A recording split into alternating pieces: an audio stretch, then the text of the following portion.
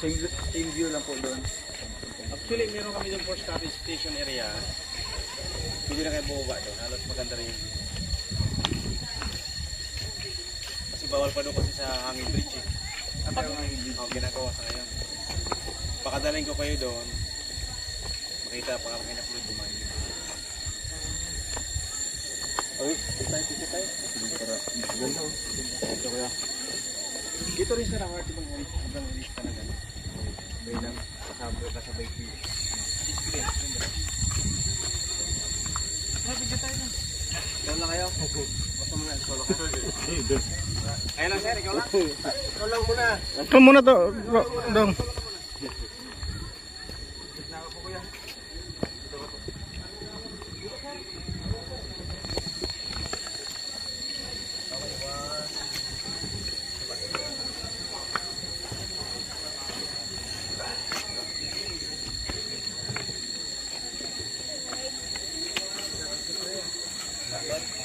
Para. Sa picture ka. Delay mo na lang siya kaya 0.5 siya. Pwede dito kuya. Okay. Dali na. Tapos na kita doon. Tara.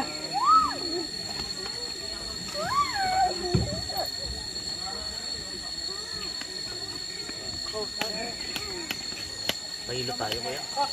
Try natin yun kahit ilang minuto lang. Massage. Kapilot? Gusto mo pilot? Kaso pupunta tayo ng ano. Huwag lang kayo mag-swim. Baka maglangoy kayo. Mamaya ako. Makakakit yung katawan niya.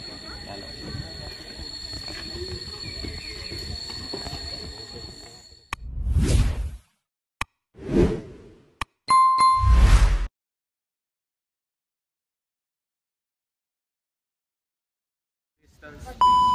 Wow! Dito lang po kami sa Ingay. 7 kilometers. Is that true?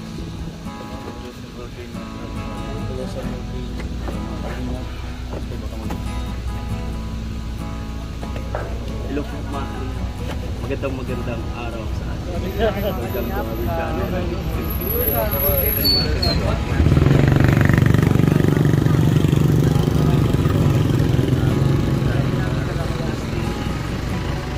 At today's vlog ay itutur naman ngayon dito sa Bulusan Lake.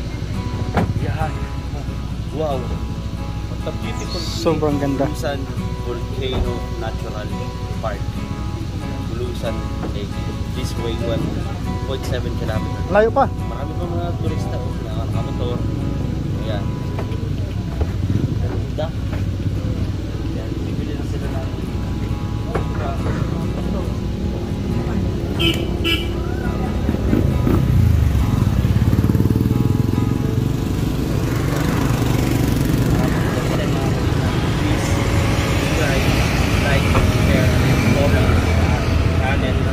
sana mag-enjoy pa kayo at syempre ayan si Gatolo napagwapo ng pakatikas dahil si Justin nag-ilog vlogs at suot ang kanyang lakoste lakas diba ganda ng panahon May nag-picture na naman po. may mga rider oh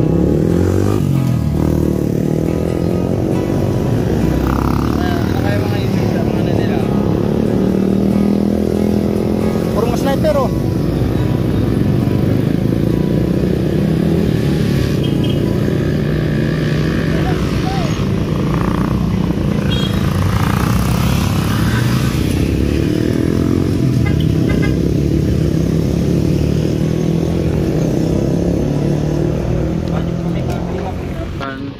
Volcano National Park.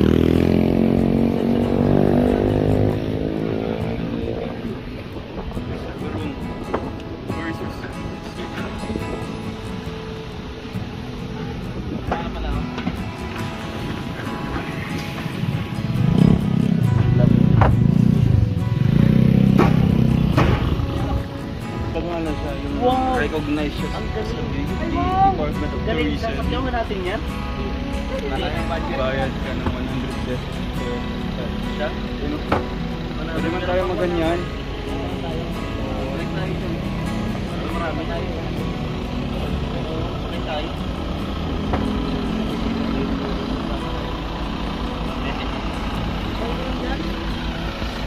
Okay lang.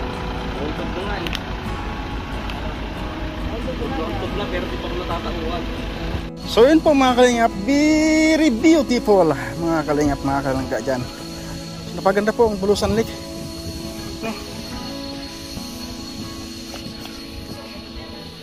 Yan, pwede mo magbangka.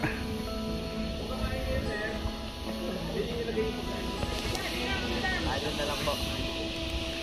Sige po. Bulusan Lake. Wow. Napaganda.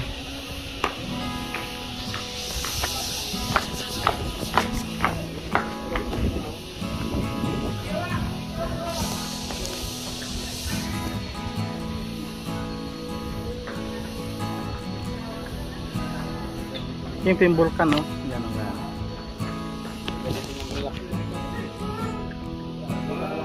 napakalalim dito, napakalalim.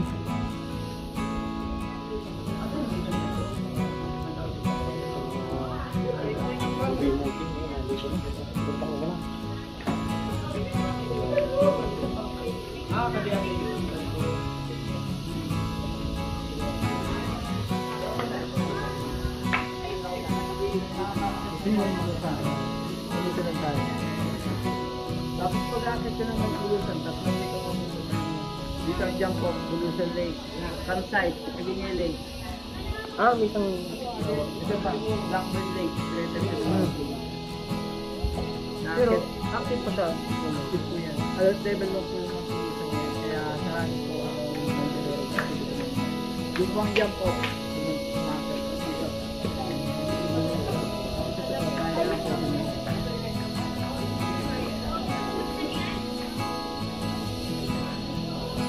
Ano po ito kuya? Lakad lang? lakad po yan lahat. Inabot ko lang. 2 days in 1 night po. Pero oras lang naman. Wala dito, hanggang campsite. 2.3 kilometers. Ito yung pinaka-ano. Ayan. Kaya nga, ayan. Ito po. Dami. Blackbird Lake. Dito po nagtutulog. Ayan, yun lang. 8.7 kilometers. Ang layo. One day night, 16 hours.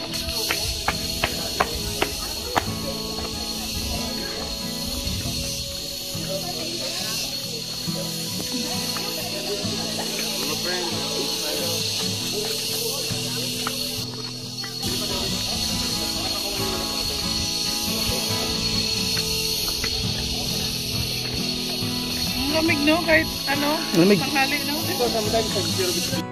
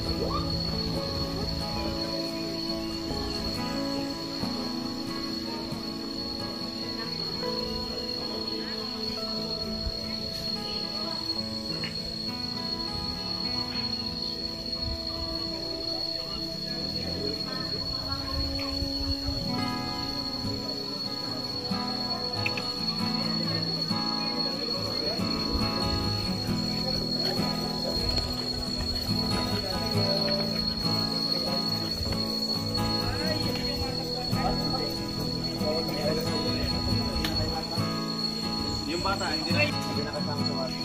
Tapos, yan tayo nag-isip.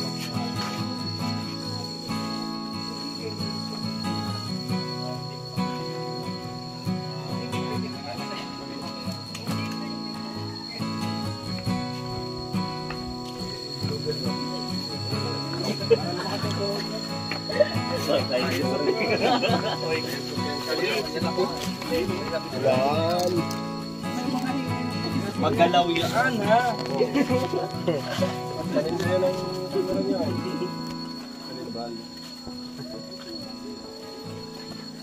Ayan, kakain kami. Kasi, kuya, puro dahon mo yan. Ang binibidyo mo dyan, dahon yan. Yung lang kami na. Hello. Yan. Ready talaga. Dito kuya, oh. Santan mo dito. Ay, dito kuya, oh. Uy, galon mo. Yan. Dahon lang. Diyan kuya. Ano? Yan. Yan. Oh, diba? Dito. Yan. May baon ka naman. Yun. Akala ko. Grabe.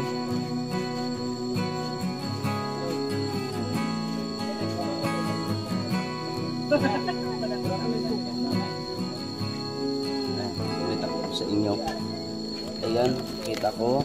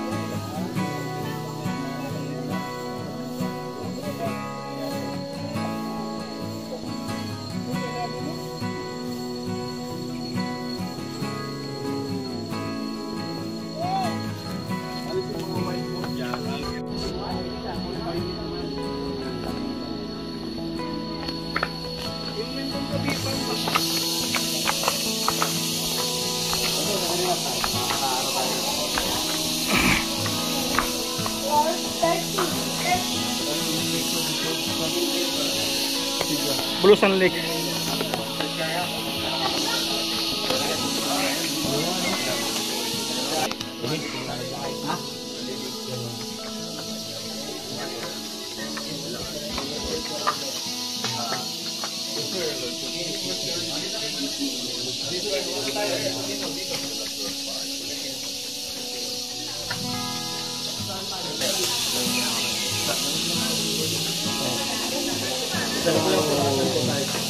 Galing po tayo kanina ng Paring area, may layo na na 1.7 km. So nandito pa lang tayo sa first lake na tinatawag ng Bulusan. Ito po, ako, first lake pa lang tayo. Yung lawan niya, mali nasa 16.43 hectare. Yung lapan niya. Kulay green naman siya, tulad na sabi ko kanina, dahil po siya po ay reflection ng buya ng mga kahit nila. Chicken Lake, tinatawag namin Agingay Lake. Ito po ay may line na nasa 6.4 hanggang 6.3 km. Kasi dalawa po yung aming jump. Tinatawag naman ng Happy Trail tapos Subo. Galing po sa Kansay, papuntang Blackbird Lake, nasa 2.4 km lang po. Layo na. Ito pinakamalapit sa vulkan. Ako, yung campsite mismo sir, Agingay dito. So itong mga ride na to, sila yung station o kubo na pahingahan namin sa time na nagmamountain. Yung lawak po niya, tulad ng sabi ko kanina, nasa 3,672 hectare. And then bounded by 5 municipalities. Nandito si Barcelona, si Kasiguran, si Huban, at si Irosin, and si Bulusan. Bulusan means flow, flowing. Bulos, maagos, kaya naging Bulusan town. So sabi ko kanina, marami pa rito mga wild boar, monkey, and usan. Ano pa rin dito? Si Bulusan Volcano po ay isang active na volcano. Kamihan, alas alam yan. Pero siya po ay isang sulfuric o phreatic. Pag sinabing phreatic o sulfuric, yung binubuga niya, ashful lang. Aspol. Hindi katulad kay Mayon, magmatic sa Mayon, kaya lapan. So, unang nag-relax sa Bulusan Volcano, ayon yung pag-aaral, noong 1852. Tagal na. Tagal na. So, yung elevation niya ay nasa 1,565 meters above sea level. So, So, sa harap natin ngayon, makikita natin si Binabangan Mountain. Ito pa lang yan. Yan ang sarap na. Surfing Mountain, no? Ito na, sarap. Kataas-taas na oh, binabangan pa pala. Nasa 8.7 kilometer pa yung distance sa Tulos ng Bukino. Puro ka naman. Kalabaw kaya yan, papunta ron. So yung gilid na yan, siguro para puntahan yan. Napupuntahan nga yan bro, napupuntahan talaga. Dito sa tuktok ko. Oo, ano. Ha? Pwede yan. Tuktok ka pupuntahan bro. Pupuntahan yan. Papuntahan yan. Yung crater niya bali 4. Yung isa nasa loob pero may distance sa taas. Kaya nagkakaroon ng tubig. May lake na yung tubig din po yun. Yes. Pero nagdadry siya pagka tama na. Kasi Pero- galing ko na lang. Pero sir, yung Sunbeam nun, saan galing? Yung Sa pinaka... Pinong, kaya hot spring sila kasi nga sila yung pinakamalapit sa Pilipinas. Nasa paanan sila. Ah, dito banda. Kaya, Yan yun. Ayun, pupuntahan natin. pupunta natin mamaya, maliligo tayo dyan. Pero doon sa amin, Bubuhan, San Vicente, Porocono, pero lugar din ng Bulusan. Hindi pa na-discover na mas mainit doon. Nakakapagluto kami ng itlog. Oo. Balitaan ko na Saan yun. part dyan? Dito banda sir. Pating baba na. Sabi nila, sila yung pinakamalapit sa Bulgino. Kaya may mainit sa kanila. Doon sa amin mas mainit pa. Pero sa baba. Lalining dito, ilalim niya yung source. Ano, pero dinidevelop na ngayon? Hindi pa sir, kasi maraming tao yung pupunta doon. Lalo na pagka Sabado at Linggo. Oo. Walang interest kasi doon. Saan ang way nun? Dito, kakaliwa lang kayo. Ikuha nyo. Apo, sa Hindi, sentro sentro na. ng Bulusan Sentro na. na, sentro. Hindi. Sa dulo pa, barangay. Pagkatlipas mo na. Papuntang Barcelona, papuntang Barcelona. Sa buwang Manete. Oras na yung San Vicente. Sa buwang yun, pumatay doon. Sa buwang. Buwang yun. Ang ulit ng dagat. Oo, dagat mismo. Pag low tide, mas maganda. Yun. Pagka-radio ko lang, pagka-radio nyo, halos umuusok.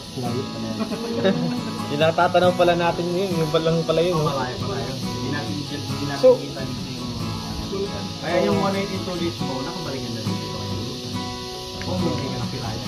Lalakarin mo lang po yan. Ako, bayo ko lang yan. Kasi minsan nakapilaya, hanggang sa kamset ng minsan. Hindi kaya, halimbawa kalabaw, hindi kaya. Yung kalabaw sir, halos mataas sa kasi, 500 meter to.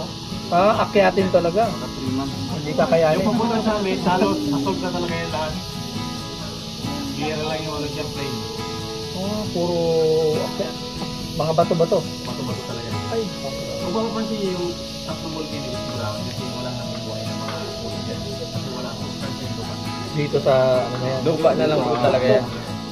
Pero may nabubuhay dyan na halaman na walang suspense yung lupa. Yung nabubuhay dyan. Katulad ng wala-wala na pitcher plant. Kaya kumakain ng mga insekto na bulaklak. Pitcher, pitcher. Ano dyan? Pag nag-isa ko ng mga mahit mo bulaklak, nilalabas yung bulaklak. Ito pala. May red, may green. Saan makabot yun? Sila naman yung nabubuhay doon na... So, punta kami naman 2 days. 2 days ka. 2 days. Kasi 2 days daw bago makakit daw eh. Iyak ka na nga doon sa falls eh. 2 days. Pa nga lang sa falls eh. Hirapan na eh. 2 araw. Diyan pa kaya. Opo, yan mo yung dinadaanan ng ulan. Especially po pag maulan, rainy season, halos kumaragas na siya pababa. Papuntang Bulusan na yun.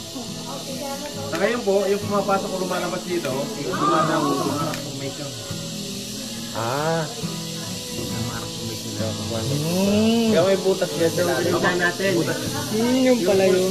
Kaya pala may tubig dito. Yung falls sa pinuntahan natin, galing yung Bulusan. Oo. Oh, Yun, halos puro dito. Puro doon lahat yan, pababa. Malamig nga lang yung part na doon. Yung ano kasi ng, yung pagkakaiba kasi ng pag makapal pa yung mga puno, katulad nito, halos na iniiniti nila yung tubig. Gaano karami yan. Kasi may puno talaga na mahilig sa tubig. Katulad ng luktog, yung lokal din sa amin, yung luktog yung pangalan. Olok po. Halos kaya niya mag-imbak ng 40 gallon.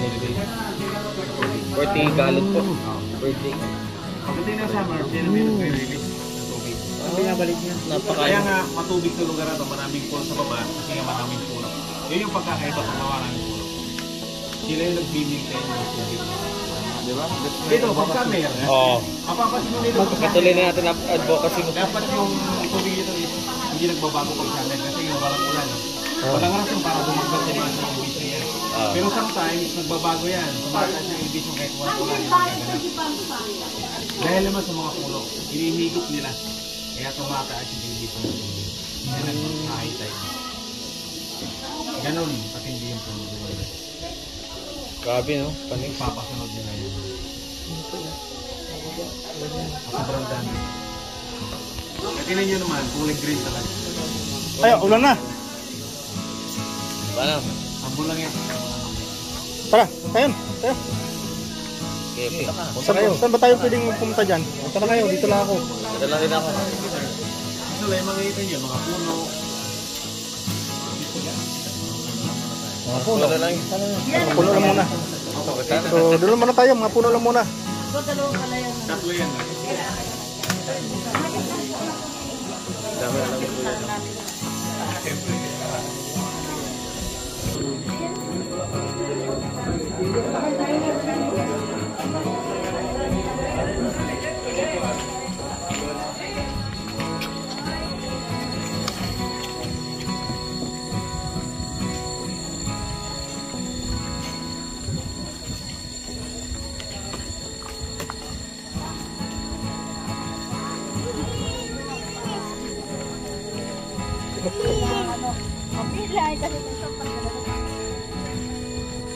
Kailangan tayo siya ng mga 300 meters. Ako. In view lang po doon. Actually, meron kami ng first study station area. Hindi na kayo po ba yung meron po na dali. Kasi bawal pa doon sa aming bridge. Pero hindi mo ginagawa ko. Baka daling ko kayo doon. Kita pa.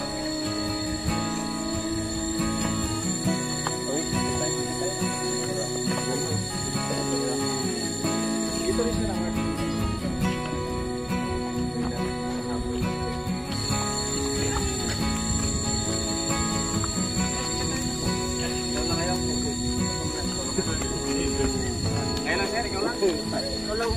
Ito muna to. Dong.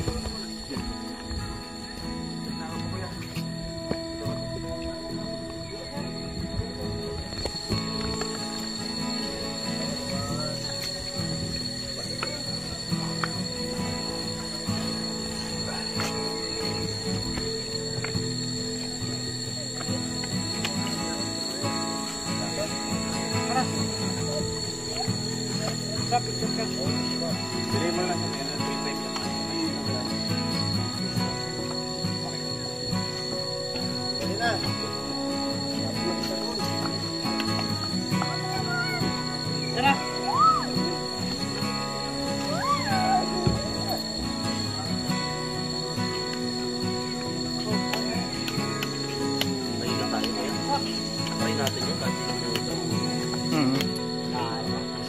Sa pilot? Gusto mo kayo? Kaso, pupunta tayo ng... Huwag lang kayo mag-swim. Baka maglangoy kayo. Mas pa kayo. Ito magawa niya.